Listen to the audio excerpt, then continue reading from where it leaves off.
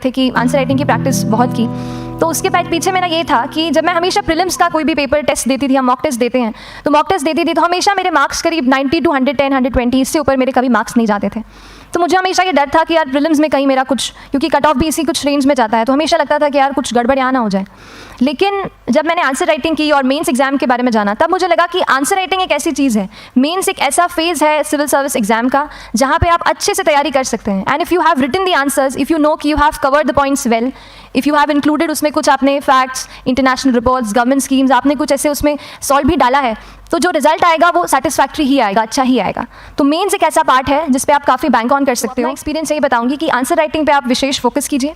जैसा स्ट्रक्चर आपको बता ही चुके हैं कि इंट्रोडक्शन में कैसे आपको शॉर्ट रखना है, बॉडी एंड देन कंक्लूजन, उसमें छोटी चीज़ जैसे मैं अभी मेंशन कर रही थी, आप एक इंश्योर कीजिए कि देखिए जो भी एग्जामिनर आपकी कॉपी चेक कर रहे हैं वो दिन में 10, 15, 20 कॉपीज़ चेक कर रहे हैं, तो उन सब से आपको अलग कैसे आप अपनी कॉपी दिखा सकते हो, ये चीज़ आपका प्रेजेंटेशन और आप जिस तरीके से आंसर लिखते हो कंटेंट को, वो मैटर करेगा।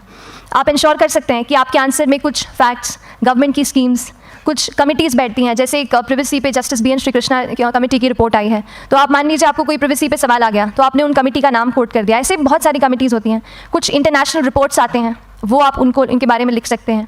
इंडिया का मैप आप बना सकते हैं। मैंने सीख लिया था कि 10-15 सेकंड्स में कैसे जल्दी से मैप बनाना है और उस पर कैसे पॉइंट कुछ करना है, कुछ लोकेट करना है।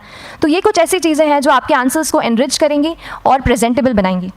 तो इस तरीके से आंसर्स पे जैसे हम क्लास करते हैं, लेकिन उसके साथ साथ आपको ये कोशिश करनी है कि 1 से 2 आंसर पर डे आपको ज़रूर लिखने ही लिखने हैं, apart from the test series that you are doing.